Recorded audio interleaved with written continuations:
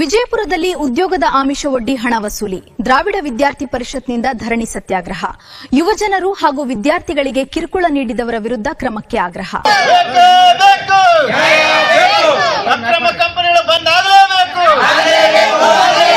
ಉದ್ಯೋಗದ ಆಮಿಷವೊಡ್ಡಿ ಹಣ ವಸೂಲಿ ಆರೋಪ, ಖಾಸಗಿ ಕಂಪನಿಗಳ ವಿರುದ್ಧ ವಿದ್ಯಾರ್ಥಿ ಯುವಜನರ ಧರಣಿ ಸಮಗ್ರ ತನಿಖೆ ನಡೆಸುವಂತೆ ಜಿಲ್ಲಾಡಳಿತವನ್ನು ಒತ್ತಾಯಿಸಿದರು. ವಿಜಯಪುರದಲ್ಲಿ ಉದ್ಯೋಗದ ಆಮಿಷವೊಡ್ಡಿ ವಿದ್ಯಾರ್ಥಿಗಳು ಹಾಗೂ ಯುವಜನರಿಂದ ಹಣ ವಸೂಲಿ ಮಾಡಿ ಬಳಿಕ ಕಿರುಕುಳ ನೀಡಲಾಗುತ್ತಿದೆ ಎಂದು ಆರೋಪಿಸಿ ಖಾಸಗಿ ಕಂಪನಿಗಳ ವಿರುದ್ಧ ದ್ರಾವಿಡ ವಿದ್ಯಾರ್ಥಿ ಪರಿಷತ್ ವತಿಯಿಂದ ಜಿಲ್ಲಾಧಿಕಾರಿ ಕಚೇರಿ ಆವರಣದಲ್ಲಿ ಧರಣಿ ಸತ್ಯಾಗ್ರಹ ನಡೆಸಲಾಯಿತು. ಉದ್ಯೋಗದ ನಿರೀಕ್ಷೆಯಲ್ಲಿ ಹಣ ಪಾವತಿಸಿ ಸಂಕಷ್ಟಕ್ಕೆ ಸಿಲುಕಿರುವ ವಿದ್ಯಾರ್ಥಿಗಳು ಹಾಗೂ ಯುವಜನರಿಗೆ ನ್ಯಾಯ ದೊರಕಿಸಿಕೊಡಬೇಕು ಎಂದು ಆಗ್ರಹಿಸಿದ ಪ್ರತಿಭಟನಾಕಾರರು ಆರೋಪಕ್ಕೆ ಗುರಿಯಾಗಿರುವ ಖಾಸಗಿ ಕಂಪನಿಗಳ ಚಟುವಟಿಕೆಗಳ ಕುರಿತು ಸಮಗ್ರ ತನಿಖೆ ನಡೆಸುವಂತೆ ಜಿಲ್ಲಾಡಳಿತವನ್ನು ಒತ್ತಾಯಿಸಿದರು. ಪ್ರತಿಭಟನೆಯಲ್ಲಿ ಖಾಸಗಿ ಕಂಪನಿಗಳಿಂದ ಕಿರುಕುಳಕ್ಕೆ ಒಳಗಾಗಿದ್ದಾರೆ ಎನ್ನಲಾದ ವಿದ್ಯಾರ್ಥಿಗಳು, ನೊಂದ ವಿದ್ಯಾರ್ಥಿನಿಯರು ಸೇರಿದಂತೆ ದಲಿತ ವಿದ್ಯಾರ್ಥಿ ಪರಿಷತ್ನ ಪದಾಧಿಕಾರಿಗಳು ಭಾಗವಹಿಸಿದ್ದರು. ಉದ್ಯೋಗದ ಹೆಸರಿನಲ್ಲಿ ಹಣ ವಸೂಲಿ ಮಾಡಿ ಯುವಜನರ ಭವಿಷ್ಯದೊಂದಿಗೆ ಚೆಲ್ಲಾಟವಾಡುತ್ತಿರುವ ಆರೋಪಗಳು ಗಂಭೀರವಾಗಿವೆ. ಉದ್ಯೋಗಕ್ಕಾಗಿ ಹಣ ಪಾವತಿಸಿದ ಬಳಿಕ ತೊಂದರೆ ಅನುಭವಿಸುತ್ತಿರುವ ವಿದ್ಯಾರ್ಥಿಗಳು ಮತ್ತು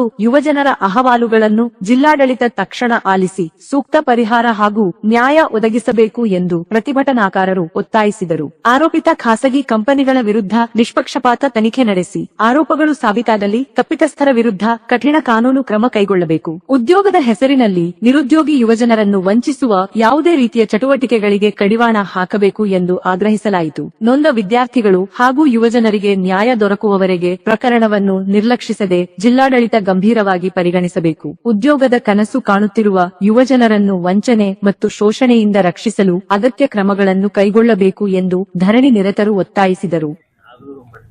ಅಸ್ಪರ್ವೆ ಮಾರ್ಕೆಟಿಂಗ್ ಪ್ರೈವೇಟ್ ಲಿಮಿಟೆಡ್ ಅಂತ ಕಂಪನಿ ಅದರಿ ವಿಜಯಪುರದಾಗ್ರಿ. ಅಲ್ಲಿ ಫಸ್ಟಿಗೆ ನಮ್ ಕಾಲ್ ಮಾಡಿ ಕರೀತಾರಿ. ನಮ್ ಗ್ರೂಪ್ ಇಂದ, ಕಾಲೇಜ್ ಗ್ರೂಪ್ ಇಂದ ನಂಬರ್ ತಗೋತಾರಿ.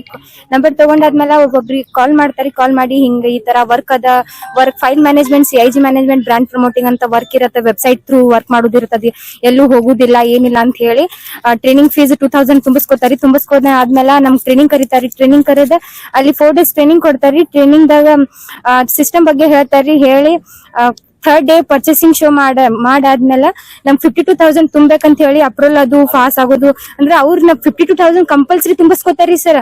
ಮತ್ ಏನ್ ಹೇಳ್ತಾರಿ, ನೀವು ಅಪ್ರೂವಲ್ ಪಾಸ್ ಆಗ್ಬೇಕು ಹೆಂಗ ಅಂಜಿಕೆ ಹಾಕ್ತಾರಿ, ನಾವ್ ಆಗ್ಲೇಬೇಕ ಅಂತ ಅಂಜಿಕೆ ಹಾಕ್ತಾರಿ. ಅಂಜಿಕೆ ಹಾಕಿ 52,000 ತುಂಬಿಸ್ಕೋತಾರಿ. ತುಂಬಿಸ್ಕೊಂಡಾದ್ಮೇಲೆ ನೀವು ಹೆಂಗ್ ಬಂದಿರೋ ಅದೇ ತರ ನೀವು ಬೇರೆಯವ್ರಿಗೆ ಕರೆಸಿ ನಿಮ್ 3 ಜನ ಪ್ರಾಡಕ್ಟ್ ಸೆಲ್ ಮಾಡ್ಬೇಕ ಅಂತ ಹೇಳ್ತಾರಿ. ನಾವು ಹೆಂಗ್ 52,000 ತುಂಬೇವ್ರಿ, ಅವರು ಬೇರೆಯವರು 52,000 ತುಂಬೇಕ್ರಿ.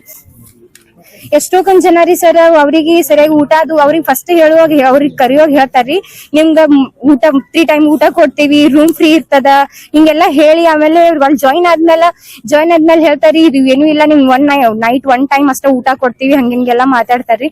ಮತ್ತೆ ಏನ್ರಿ ಹೇಳಕ್ ಹೋದ್ರ ನಿಮ್ ಬರ್ಬಾದ್ ಮಾಡ್ತೀವಿ, ಇದು ಮಾಡ್ತೀವಿ, ನಮ್ ವಿರುದ್ಧ ಏನು ಮಾತಾಡಕ್ ಹೋಗ್ಬೇಡ್ರಿ ಹಂಗೆಲ್ಲಾ ಹೇಳ್ತಾರ್ರಿ.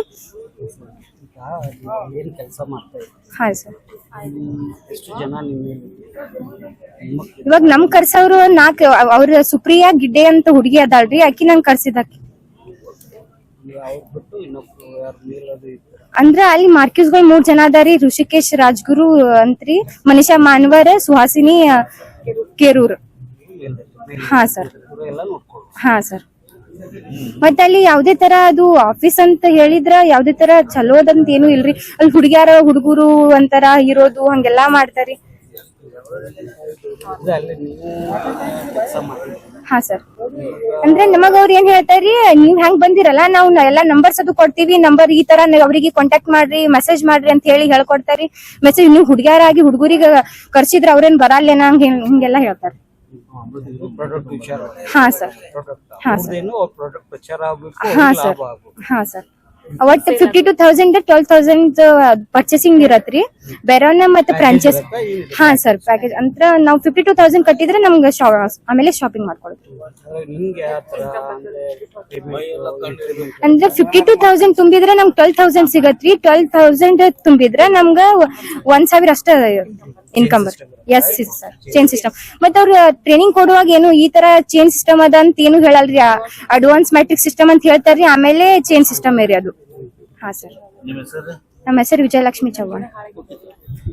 ಇವತ್ತು ಜಿಲ್ಲಾಧಿಕಾರಿಗಳ ಒಂದು ಕಚೇರಿ ಮುಂದ್ಗಡೆ ನಾವೆಲ್ಲ ವಿದ್ಯಾರ್ಥಿ ಯುವ ಜನರು ಮತ್ತೆ ಅನ್ಯಾಯಕ್ಕೊಳದಂತ ಯುವತಿಯರನ್ನು ಒಳಗೊಂಡು ನಾವಿವತ್ತು ಹೋರಾಟ ಮಾಡ್ತಿರ್ತಕ್ಕಂಥ ಉದ್ದೇಶ ಇಷ್ಟೇ. ವಿಜಯಪುರ ಜಿಲ್ಲೆಯಲ್ಲಿ ಸುಮಾರು ಒಂದು 4-5 ಕಂಪನಿಗಳು ಅವರು ಕೊಟ್ಟಿದ್ದ ದಾಖಲೆಗಳನ್ನ ಸೃಷ್ಟಿಸಿ ನಮ್ ಕಂಪನಿ ಇದೆ, ಇಂಟರ್ನ್ಯಾಷನಲ್ ಕಂಪನಿ ಇದೆ, ನಮ್ ಮಾರ್ಕೆಟಿಂಗ್ ಕಂಪನಿ ಇದೆ ಅಂತ ಹೇಳಿ ವಿದ್ಯಾರ್ಥಿಗಳನ್ನ ಇವತ್ತು ಮೋಟಿವೇಟ್ ಮಾಡಿ, ಯಾವ ವಿದ್ಯಾರ್ಥಿಗಳನ್ನೇ ಟಾರ್ಗೆಟ್ ಮಾಡಿ ಇವತ್ತು 25 ವಯಸ್ಸಿನ ಒಳಗಡೆ ಇರತಕ್ಕಂತ ವಿದ್ಯಾರ್ಥಿಗಳನ್ನ ಇವತ್ತ ಟಾರ್ಗೆಟ್ ಮಾಡಿ ಅವರಿಗೆ ಒಂದು ಮೆಂಟಲಿ ಇವತ್ತು ನಿಮ್ಗೆ ಅಂಬಾನಿ ಮಾಡ್ತೇವೆ, ನಾವು ಅದಾನಿ ಮಾಡ್ತೇವೆ, ನಿಮ್ಗೆ ಒಳ್ಳೆ ಪ್ರಾಫಿಟ್ ಬರುವಂತ ನಿಟ್ಟಿನಲ್ಲಿ ಪ್ರತಿದಿನ ಕೂಡ ನೀವು ನಿಮ್ಮ ತಂದೆ ತಾಯಿ ಇರ್ಬೋದು, ಒಳ್ಳೆ ಕಾರ್ ನಲ್ಲಿ ಓಡಾಡಬಹುದು, ಫ್ಲೈಟ್ ನಲ್ಲಿ ತಿರುಗಾಡಬಹುದು, ಒಳ್ಳೆ ಮೈತುಂಬಾ ವಿಡಿಯೋಗಳನ್ನ ಹಾಕೋಬಹುದು. ಇಂತ ಆಮಿಷಗಳನ್ನ ಒಡ್ಡಿ ಅವು ವಿಡಿಯೋಗಳನ್ನ ತೋರಿಸಿ ಅವರ ಒಂದಿಷ್ಟು ಭಾಷಣಗಳನ್ನ ತಿಳಿಸುವ ಮೂಲಕ ಇವತ್ತು ಅವ್ರಿಗೆ ಮೋಟಿವೇಟ್ ಮಾಡಿ ಒಂದು 4 ದಿನ ಟ್ರೈನಿಂಗ್ ಅಂತೇಳಿ ಇವತ್ತು ಕರ್ಕೊಂಡು ಹೋಗಿ ಅವ್ರಿಗೆಲ್ಲ ಮಾಡಿ ಇವತ್ತ 50,000 ರಿಂದ 60,000 ರೂಪಾಯಿನ ವಸೂಲಿ ಮಾಡ್ಕೊಳ್ಳುವಂತ ಒಂದು ದಂಧೆ ನಡೀತಾ ಇದೆ.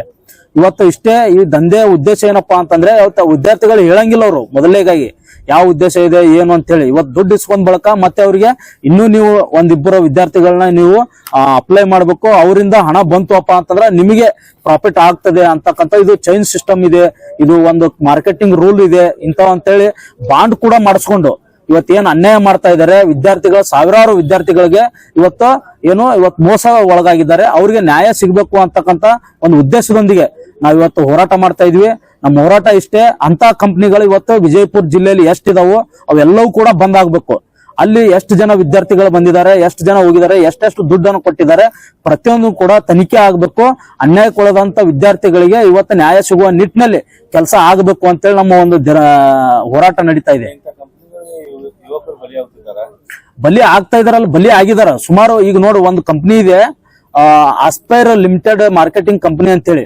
ಆ ಕಂಪನಿ ಏನಪ್ಪಾ ಅಂತಂದ್ರೆ ಪ್ರತಿದಿನ ಕೂಡ ಬೇರೆ ಬೇರೆ ಡಿಸ್ಟಿಕ್ ಇಂದ ವಿದ್ಯಾರ್ಥಿಗಳು ಬರ್ತಾ ಇದ್ದಾರೆ. ಒಂದ್ ವಾರಕ್ಕೆ ಏನಿಲ್ಲಪ್ಪ ಅಂದ್ರೆ 50 ರಿಂದ 60 ಜನ ವಿದ್ಯಾರ್ಥಿಗಳು ಬರ್ತಾ ಇದಾರ. ಯಾವ ಡಿಸ್ಟಿಕ್ ಇಂದ ಬರ್ತದ, ಎಷ್ಟು ಜನ ಬರ್ತಾ ಇದಾರ, ಯಾವ್ದು ಪೊಲೀಸ್ ಸ್ಟೇಷನ್ ಹಿಡ್ಕೊಂಡು ಯಾವ ಇಲಾಖೆ ಸಂಬಂಧಪಟ್ಟಂತ ಇಲಾಖೆ ಮಾಹಿತಿನೇ ಇರಲ್ಲ. ಅಲ್ಲಿ ಏನಾದ್ರೂ ಹೆಚ್ಚು ಕಮ್ಮಿ ಆದ್ರೆ ಯಾರ್ ಜವಾಬ್ದಾರಿ? ಅತಿ ಹೆಚ್ಚು ಇರ್ತಕ್ಕಂಥವ್ರು ವಿದ್ಯಾರ್ಥಿಗಳು, ಅದರಲ್ಲೂ ಶೋಷಿತ ಸಮುದಾಯದ ವಿದ್ಯಾರ್ಥಿಗಳನ್ನೇ ಟಾರ್ಗೆಟ್ ಮಾಡ್ತಾ ಇದಾರೆ, ವಿದ್ಯಾರ್ಥಿನಿಯರನ್ನ ಟಾರ್ಗೆಟ್ ಮಾಡ್ತಾ ಇದಾರೆ. ಅವ್ರಿಗೆ PG ಪರ್ಮಿಷನ್ ಇಲ್ಲ, ಯಾವುದೇ ಒಂದು ಬಿಲ್ಡಿಂಗ್ ಪರ್ಮಿಷನ್ ಇಲ್ಲ. ಇವತ್ತು ಅಂತ ಕೋಚಿಂಗ್ ನಡೆಸಬೇಕಪ್ಪ ಅಂತಂದ್ರೆ ಲೆಕ್ಚರ್ಸ್ ಬೇಕಾಗ್ತಾರೆ. ಅದರದೇ ಆದಂತ ಒಂದಿಷ್ಟು ಕಾನೂನು ನಿಯಮಗಳಿದಾವೆ. ಅವೆಲ್ಲವನ್ನು ಮೀರಿ ಇವತ್ತು ದುಡ್ಡು ಮಾಡುವಂತ ಒಂದು ಕೆಲಸ, ಇವತ್ತು ಒಂದೇನ್ ಜಾಲ ಇದೆ, ಇದು ಇಡೀ ರಾಜ್ಯದ ಪ್ರತಿ ಜಿಲ್ಲೆಯಲ್ಲೂ ಕೂಡ ಇಂಥ ಕೆಲಸಗಳು ಆಗ್ತಾ ಇದಾವೆ. ಅದಕ್ಕಾಗಿ ನಾವು ಜಿಲ್ಲಾಧಿಕಾರಿಗಳ ಗಮನಕ್ಕೆ ತಗೊಂಡಿದೀವಿ, ಪೊಲೀಸ್ ಇಲಾಖೆಯ ಅಧಿಕಾರಿಗಳ ಗಮನಕ್ಕೆ ತಗೊಂಡಿದೀವಿ. ಆದ್ರೂ ಕೂಡ ಅವರನ್ನ ಇವತ್ತ ಸೆದೆ ಬಿಡುವಂತ ನಿಟ್ಟಿನಲ್ಲಿ, ವಿದ್ಯಾರ್ಥಿಗಳಿಗೆ ನ್ಯಾಯ ಕೊಡುವಂತ ನಿಟ್ಟಿನಲ್ಲಿ ಇವತ್ತ ಕೆಲಸ ಆಗ್ತಾ ಇಲ್ಲ. ನಮಗ್ ಒಂದ್ ರೀತಿ ಅನುಮಾನ ಸೃಷ್ಟಿಯಾಗಿದೆ. ಇವತ್ತ ಪೊಲೀಸರೇ ಇವತ್ತು ಇಲಾಖೆನೆ ಕುತ್ಕೊಂಡು ಅವ್ರಿಗೆ ಏನ್ ಸಪೋರ್ಟ್ ಮಾಡ್ತಾ ಇದೆಯಾ ಅಂತಕ್ಕಂಥ ಪ್ರಶ್ನೆ ನಮ್ದಾಗಿದೆ. ಅದಕ್ಕಾಗಿ ಇಲ್ಲಿವರೆಗೂ ಕೂಡ ಏನ್ ಇವ್ರು ತನಿಖೆ ಮಾಡ್ತಾ ಇಲ್ಲ, ಅವ್ರಿಗೆ ಇವತ್ತು ಶಿಕ್ಷೆ ಕೊಡ್ತಾ ಇಲ್ಲ. ಸೋಮೋಟೋ ಕಾನೂನು ಅಡಿಗಳಿ ಈ ಒಂದು ತನಿಖೆಯನ್ನು ಮಾಡಿ ಅವ್ರ ಮೇಲೆ ಕೇಸ್ ದಾಖಲು ಮಾಡಿ ಇವತ್ತೇನ್ ನ್ಯಾಯ ಕೊಡ್ಬೇಕಾಗಿತ್ತು ಅಂತ ಇಲಾಖೆ ಇವತ್ತು ಗಪ್ಚುಪ್ ಕುಂತಿದೆಯಪ್ಪ ಅಂತಂದ್ರೆ ಇವ್ರ ಕುಮ್ಮಕ್ ಇದೆಯಾ ಅಂತಕ್ಕಂಥದ್ದು ನಮ್ಮ ಒಂದು ವಿಚಾರ ಇವತ್ತು.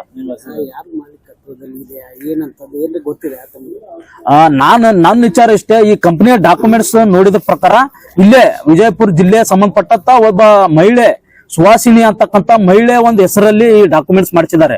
ಆದ್ರೆ ಇವರು ಆಪ್ ನೋಡಿದ್ರೆ ನಮ್ದು ಕಂಪನಿ ಮಹಾರಾಷ್ಟ್ರದಲ್ಲಿದೆ, ಡೆಲ್ಲಿಯಲ್ಲಿದೆ, ಗುಜರಾತ್ ಅಲ್ಲಿ ಇದೆ ಅಂತೇಳಿ ಅವ್ರು ಹೇಳ್ತಾ ಇದಾರೆ. ಆದ್ರೆ ಇದಕ್ಕೆ ಅಧಿಕೃತವಾದಂತ ಮಾಲಕರು ಯಾರಿದಾರೋ ಇನ್ನೂವರೆಗೂ ಕೂಡ ಮಾಹಿತಿ ಇಲ್ಲ.